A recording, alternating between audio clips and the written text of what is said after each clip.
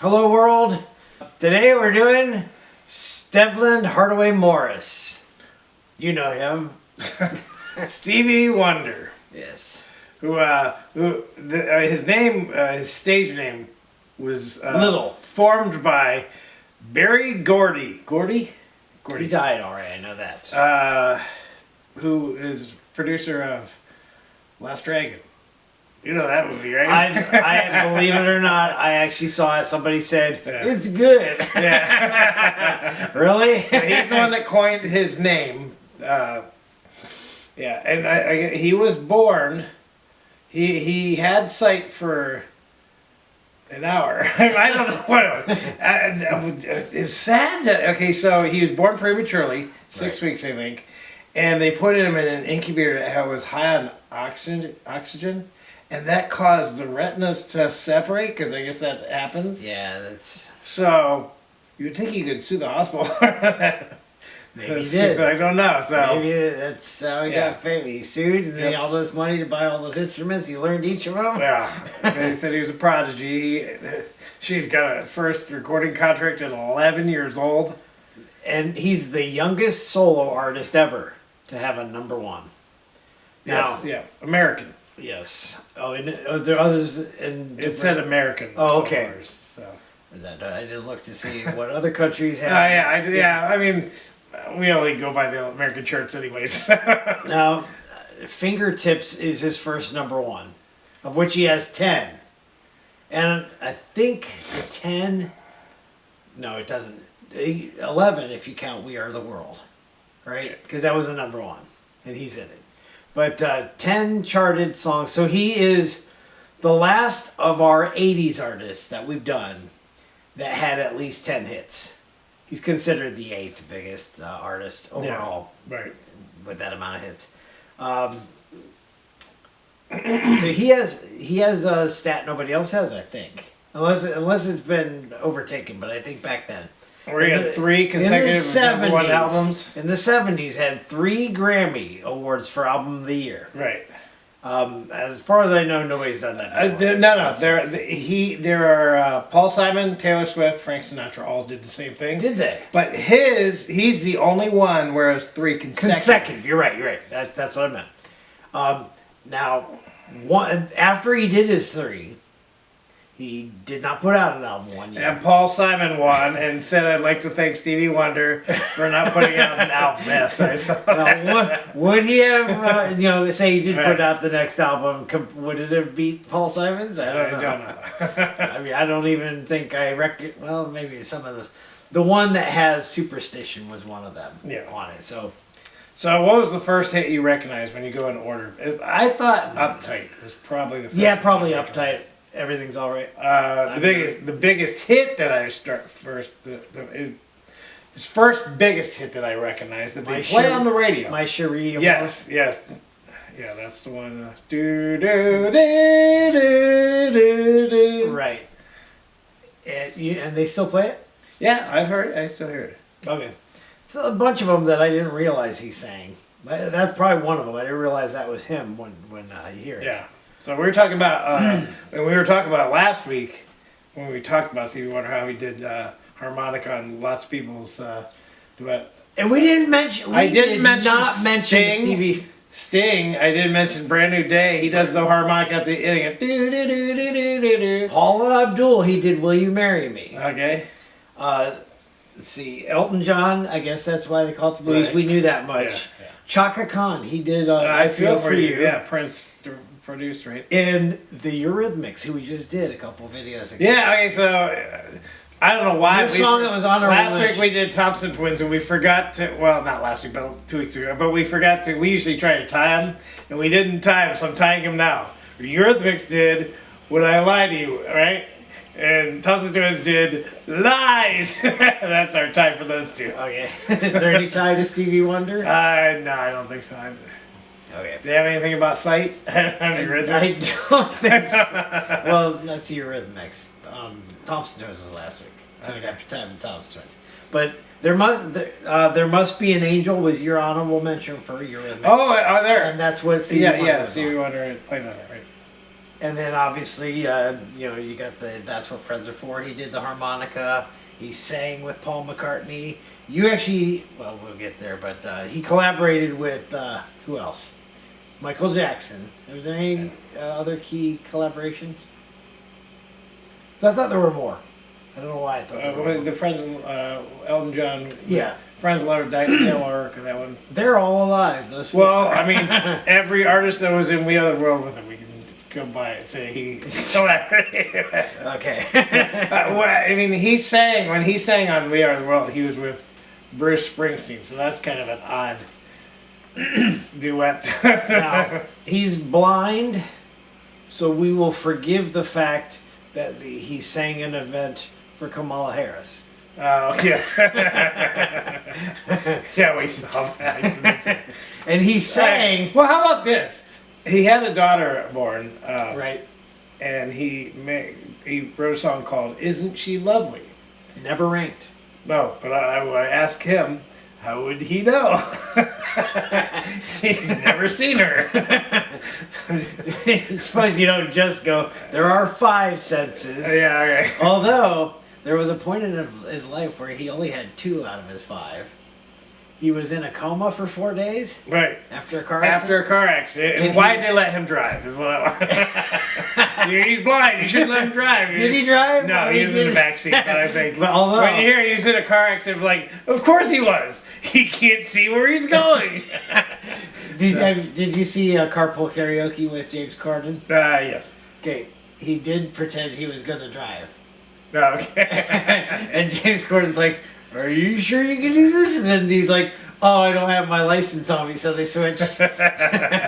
But our top 2 songs were the 2 that he did in the carpool. But he lost, after the coma, he woke up and he lost his sense of taste and smell. Partial. I think it's partial smell and taste was just temporary. So he regained. It's almost, it's like a blind guy getting COVID. Oh, okay. Right? Yeah. You lose your sense of smell and taste. Okay. So he also has an Academy Award. Obviously, the Grammys we mentioned. Yeah. We did it on our movie Song from The Woman in Red. Yeah.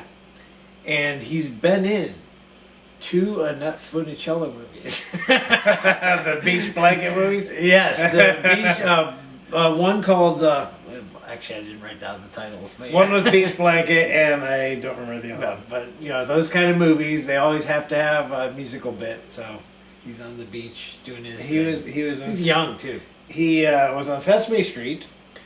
Doing Superstition. Yes, Superstition. Of all the songs to play Well, on Sesame Street. I think he wrote a song for this called Sesame Street Strong. It was like 1, 2, 3, and yeah. Wasn't the theme song. I don't think I looked that up. I'm like, was it the theme song? You wanted him to write Sesame Street. Yeah, did he write down the Sesame Street? Nope, that wasn't him. He didn't do that one. Yes. And he actually did 3 soundtracks. Now, we mentioned Woman in Red. He did Jungle Fever. Right. And a documentary. I think for that Burt Gordy or something about him. Yeah, Jungle Fever with Lawrence Fishburne? No, and Annabelle Wesley Sciorri. Snipes was in it. Annabelle Sciorri and Wesley Snipes. Okay. I think Lawrence Fishburne was in it. He might have been. I don't know. He played a balladeer in The Adventures of Pinocchio. Okay. Third person to do that. Brian Adams did it. Steve Winwood did it. Yeah. He did it. All singers, they have to be a balladeer. Now, did you know he also, I think he did backing vocals on an album by Johnny Mathis. Okay. Do you know what the album was called? No. That's What Friends Are For. Oh, okay. A decade earlier. All right. Okay, so Fingertips, like I said, part 2. I didn't hear the part 1. Part 2 was his first number 1. I looked it up because I got a book right now. It tells you all the top 10s of every single week. Do you know what could have... And it was on the number 1 for like 5 weeks. How? I don't know. Or not, maybe not number 1. It was in the top 10 for 5 weeks. And there's a song in there that should have overtaken it and didn't. I don't understand. Which song? Wipeout. Okay. How did that not? It stopped at number 2 because of Fingertips. Fingertips is not that good. Wipeout now has sustained longevity over that song. Yeah, doesn't it really have lyrics? Wipeout. I know, yeah, but that's just the Maybe drums not. I don't know. drums and the guitar. It's just for surfing. Still. Well, because of Stevie Wonder's fan base was not the same as the White House fan base. I guess. Yeah. I mean, they combined them, I guess, with Nat Funicello and Right. Frankie Avalon. Now you already mentioned one of the kids. He's got 9 kids. Yeah, 9 kids, 5 different women. Yes. Because they all he's loved him. he's married now. He's been married 3 times. Yep. And then there was 2 other. So his first kid was by somebody he didn't marry, and then so Right. that was Yeah. And yes. Told me they all loved him. Or like, oh, you're blind but you're rich. That's my. Okay. Now I am thankful for one thing with What's that? Stevie Wonder is that he, I think it was 1980, is the reason we have, or one of the reasons we have Martin Luther King Day, which is a holiday, right? We can get off for usually a Monday, right? Or is it? And that's probably not. Is it always a Monday? Yeah, I think so. Right. Yeah. Yeah, So it's not actually a certain day of the year, Yes. but well, it is a certain day of the year, but not a specific like May 2nd or whatever it is. Yeah. I remember an episode of Cosby Show, where they all were They watched the "I Have a Dream" speech. Yes, I remember Yes, that too. I remember that. And by the way, Stevie Wonder appeared on the Cosby Show. Yes, he did. And he also, well, he didn't appear on it. Did he ever appear on SNL? I think he did SNL. Yeah, he Right? hosted and played. I want to say Superstition and something else. Okay. I can't remember. What That else. was that before or after Eddie Murphy? Oh no, played that him? that probably before. Probably before. Okay. I'm not sure because it was Joe Piscopo Yeah. and Eddie Murphy. So yeah, it could have been during that time. Who knows? I don't know. Because SNL's been on way before then. Yeah. Obviously, Paul Simon played when Chevy Chase and Dan Aykroyd were on the show. So it could have been back then. It was probably in the 70s, so Yeah. maybe it was before. And we've mentioned that pairing before, which is funny because we've not done Frank Sinatra. So I don't know why we ever. Well, we're brought not. it up. Does he have 80s hits? So we're probably not going to do Frank Sinatra. All right. Maybe. Oh, I know why. Because they were imitating Ebony and Ivory. Oh yeah. That's why. And he's got the duet with Paul McCartney. So obviously they replaced Paul McCartney with Frank Sinatra. Yeah. Which doesn't make sense at all.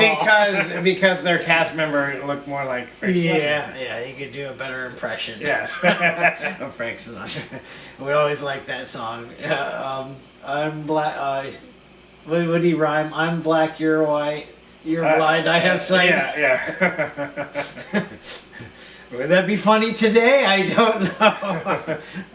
But it is funny. All right, so I think that is all I have for That's all I Stevie have too. Wonder. So let's get to the top 10, by the way. Okay, so he was. Would you say he was a bigger artist during the 70s or 80s? Well, they say his heyday was the 70s, but I would say 80s. Yeah, he was more commercially successful during the 80s. Yeah.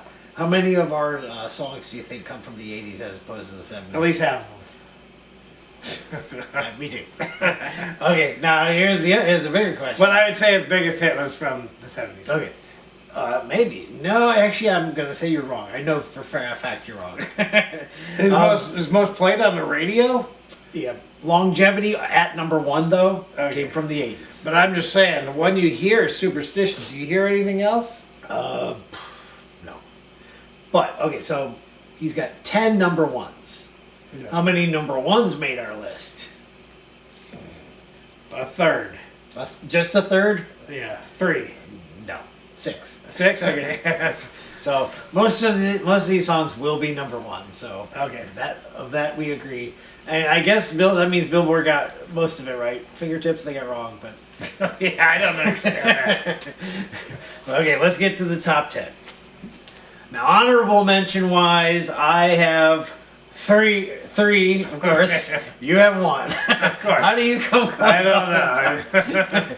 All right, the honorable mention you picked, Get It, the duet with him and Michael Jackson, which might actually be the last song that was ranked to his, maybe? Unless he had some odd ones. Was this on like Dangerous or? Dangerous or the one after that, Okay. possibly. Cause no, it was not on Dangerous. It was on the one after. Okay. What did Dangerous have black and white? Probably. You know what? No, If Black and White was either on Dangerous or Bad. I'm wrong. It was on Bad. I'm looking down. I wrote the year 87. Okay. So it was on Bad. I don't remember it. They didn't put out even, but it was ranked for Stevie Wonder. I don't know. I remember it being ranked for Michael Jackson. Well, Stevie Wonder was a lot on the RBS station, so Yeah. we might not have heard it on the pop station. Yeah. Okay. But anyways, Get It is your honorable mention. I listened to it. I don't remember ever hearing it on the radio. My three, which in some of these songs they sound like Chicago, like it could have been Chicago singing it, not Stevie Wonder. And the one being from the '70s, If You Really Love Me, when it's before he sings, it sounds like it could be Chicago, early stages. For Once in My Life, which was one of his 1960s songs, I picked. And then You Are the Sunshine of My Life, I also picked. Which again, he doesn't know what sunshine is. Or does he? There's a debate whether he's actually blind or not. Yeah. Or videos where he's catching things he can't see. What? Alright, so those are my three that I picked. Number 10. Coming from an album he did not put out. Friends, and not the TV show. Friends would have been Dionne Warwick's album. Both of us put this at 12. Which shows you that there's a lot of... I didn't think it would be in our top 10. He has a lot of ranging songs. It was hard to rank it because there's just so many. Yeah. And so I know I put some that were high and you put them low and vice versa. So we both put this at 12. That's what Friends are for. That was a number one in 1985. So 85 was probably his best year. Right. This was, I saw that this was also a song for aid. Well, it was for AIDS, but it's like a... Right, AIDS, yes. But it was, yeah, so it was probably something to get donations and Yeah. money for a And cause. As to my knowledge, so out of all those people, Elton John would have been the only gay one. Were they talking to him? Joe Biden said he's responsible for a lot of AIDS benefits. Anyways, just 1985 is his biggest year. In 1985, 3 number ones. Part-Time Lover, That's What Friends Are For, and We Are the World. All with Stevie Wonder on it. And you would say that's the best year of music. Yes, I do say that's the best year. Not because of him. He would agree it's the best year. All right, number 9. Coming from In Square Circle. Who came up with that title? It reminds me of those child games where you have to put the square box in the square thing. There's a TikTok video where there's a woman reacting. She's watching the guy go, "Hey, take this and you put it here." And she's like, "Yeah, good. He did the first one correctly." Then every other one after that, doesn't matter what it is, Try to put it in the same hole? No, he puts it in the big one. Oh, okay. The rectangle one every time. Because if you put it a certain way, it always fits. Yeah. And she's getting anxiety. That is true. Okay, anyways, this song is from In Square Circle. Stupid title. I didn't have this in the top 10. I had it at 11. You had it at 9. Go Home. Let's see. That's it. Yeah. Told myself to go home. But that What did I have it at? You had it at 9. Yeah, okay, yeah. And you know, you watch video. He does not have many videos. Well, this is the one that has live. I can't remember his name, but the guy who's in Die Hard 2. Oh, okay, yeah. I forget. But yeah, you know what? Here's what it reminds me of. he saw Smuggler's Blues and tried to imitate it. Now there is a part where he's watching a newspaper stand. Yeah. Somebody tries to take a paper and he stops him. And if I'm not mistaken, it's that black guy with gray hair. If I'm not mistaken, he's in Ruthless People too. Oh, okay, the old guy. Yeah, you're right. But I don't know what his name is. Yeah. I'm thinking his first name is Art. Yeah, I think it is Art. But Yeah, I I think can't you're right. think of his last name. Yeah. Okay. All right, so that's Go Home. Most interesting video. The only one that tells some storyline. And everything else of his doesn't. And this is one of his bigger rocker songs. Yeah. Because he's got a lot of love songs. He does. A lot of slow songs. Yeah. Well, he played the keyboard and he tried to highlight this. This one really doesn't highlight that. All right, number 8. Coming from Signed, Sealed, Delivered. It is Signed, Sealed, Delivered. ... I'm yours. And I have this at 9. You have it at 8, and I do believe this is our earliest song that makes the list. I thought it was going to say it's the earliest song about mail. No. No, it's not about mail, but it's... Yeah, he's signed, sealed, delivered. He put himself in the mail. Please open it or I'll suffocate in here. No, but you know what? I remember before I knew this was him, I had seen somebody perform this on American Idol. And I should have probably known this from him because I'm guaranteed that week was pick a Stevie Wonder song. Yeah, Because that's what American Idol does. yeah, you're probably right. All right. Next one, number 7, coming from Inner Visions. Which is one of the albums people are like, this is a big influence in my life. Yes. That and Songs in the Key of Life was one of them. But Inner Visions was another one. Yes. I think it was Kanye West. One of those high guys who put stuff out says that he uses those 2 albums for sure to as a baseline. I want to when I put an album out, I want it to at least be that try to get to be that good. That's what he's aiming for. Anyways, he called it Inner Visions because he didn't have Outer Vision. Is that why he did it? How do you know that? Anyways, the song is Higher Ground. This is a song you performed. This was my number 1, right? Your number 1. I had it way down at 14. You heard it? I did. Oh my gosh, it's awesome. Yeah, I mean, it's neat. You know what it reminds me of? At least when I was listening to it with the bounciness of the bass, it reminds me of Paul Simon's Boy in the Bubble. Yeah, okay, I can see that. I don't know if that's where he got it, but really, I know. And he does. He has that specific type of keyboard that has that sound. Yeah, I mean, it was to me, it was kind of bland. I like the keyboard part, but the whole song was kind of bland. Okay. To me. We say this again. 5 and 6 equal rankings from us. One's your 5, my 6. One's my 5, your 6. And The one that was on the chart longer at number 1, I put above. Right. So at number 6, from the Woman in Love soundtrack, it's I Just Called The to Woman Say in Love? The Woman in Red. Sorry, The Woman in Love. That's a Barbara Streisand song. The Woman in Red, I Just Called to Say I Love You. My 6, your 5, which was a number 1. So this is only our second number 1 of his. That's what Friends Before was the first one. And yeah, like I was trying to say, for his video, he's in concert, and who knows, did he do this every concert? He was singing the song with a phone up to his ear. They might have made the phone like a microphone, maybe. Oh, okay. So that, I guess that would make sense. I don't know. And I forgot to mention. What kind of phone? Because it wasn't a cell phone. Right? No. I mean, it could have been if the. It was not. It had a cord, Okay. and it was squarish. It wasn't the kind that we used to have on the Okay. wall. It was squarish. But he's even with the phone up to his ear, he does his iconic dance.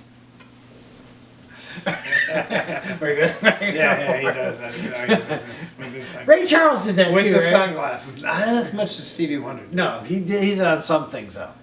And Ray Charles, did he do any 80s stuff? He did some. We mentioned that during our Well, our Blues Wheel Brothers of was Things. in the 80s, wasn't it? Yes, So, 1980.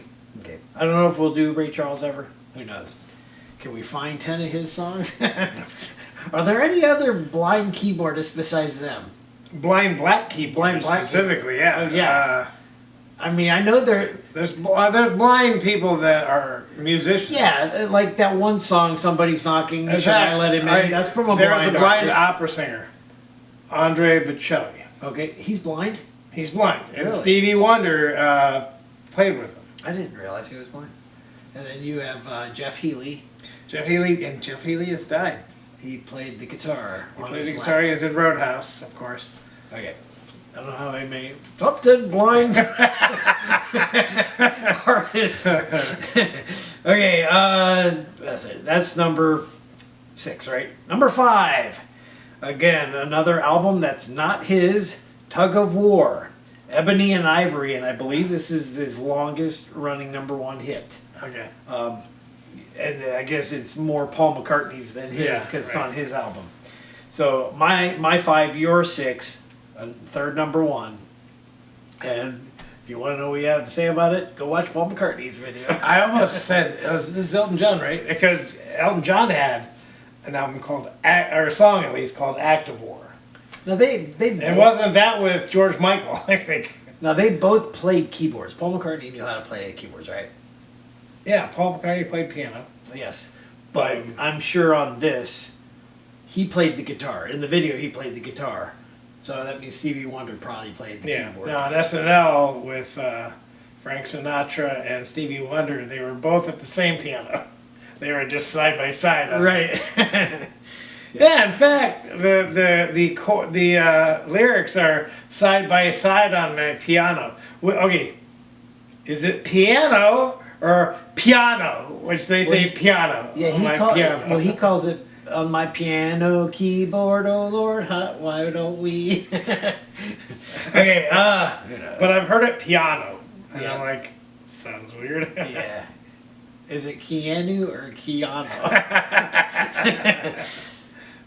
Number 4, coming from Songs in the Key of Life, which probably intentional keyboard key. Yeah, and remember there was that video where was it Fingertips maybe, where they were doing an encore, like, and there's a video of it where the bass player's like, what key? Oh, yeah, you're Yeah. right. I think it is. Which, you know, I always wonder, is that what? Okay, Sting has a song on "Dreaming of Blue Turtle" called "Dream of Blue Turtle," Right. where no, I'm sorry, no, that's not it. That's not the song. This is "Shadows in the Rain." Oh, okay. At the beginning, they start playing, and the bass player yells, "What key is this in? What key is this in?" That's probably why he did it. Was because he was making fun of. Well, I don't know if he was making homage, paying Right. homage to that bass player, I gotcha. Stevie Wonder. Yeah. All right. So, Songs in the Key of Life. Number 4, Isn't She Lovely? My number 2, you have it at 7, and this one did not chart, which is interesting. This one kind of, I hear this one occasionally, and he's talking about the daughter, Yeah, and she's and he does a she's harmonica solo at the end. She's actually so kid-wise, she's actually the daughter actually performed with him before. Okay. And he has a son also that has played drums with yeah, him yeah. before. But he has 9 kids, so where are the other 7? He needs to teach them all instruments. That's and right. just be the Stevie Wonder, the family band. That's right. Okay, moving on. Number 3, another one from In Square Circle, which I almost want to say this would be the album I buy, except it also has Overjoyed, and I hate that song. That's the last song I remember on the radio of his. Okay. But this is Part-Time Lover, another number 1, and we both ranked this at number 4, and I just watched this video. Okay. This one's kind of a storyline because it's different people, and he's singing it. He's like in concert, but then he shows various people hooking up. But I'll tell you what, I like the part where he goes, da, da, da, da. Well, I was just gonna say, who's faster? I know. Him When he goes, or Axl Rose? I know. Where Welcome he to goes, the jungle. No, no, no, no, no, no, Yeah, no, yeah, yeah. yeah. That's a fast part. I don't know. And they never show him do it. I wanted to show the video, show him do it. Right, yeah. And is he just going blah, blah, blah, with his tongue? I don't know. But I do like that part. Yeah. All right, Bad message. Right. Part-time lover. Part-time lover. Your shift is over. I got another job over here. Which means lady. And title wise, like months after this song, Eddie Murphy put out "Party All the Time." Yeah. It's like title. You know, when you find it alphabetical on a song list, They're right next to each other. Okay, coming number 2, coming from Talking Book. Are there any talking books out there? Like the I'm sure there's the a Necronomicon. Well, that I'm talk. thinking there's probably movies that have talking books. I'm sure Yes, the never-ending story. I can see that book talking. Okay, there are. I was like, was Harry Potter had a talking? I know. Talking at a. It had that dangerous book that was like an animal. Right. There you go. Watch out, it's gonna bite you. I know that. Yes. Well, so did the Army of Darkness. he had to say the right three words, and then it bit him if he did. Okay. Anyways, my number 3, your number 2, a number 1 song on the charts, "Superstition." Now there's many superstitions. What did he say specifically? I know he mentioned 7 years of bad luck, and you get that from breaking a mirror. When does he say superstition in a song? Because I know it starts in the out. beginning. No, he says It's there- close to the beginning. Because in the beginning, the first lyrics are, "There is superstitious writing on the wall." Right. So I'm like, that's always where I thought superstition. Yeah. So I think he does say it though.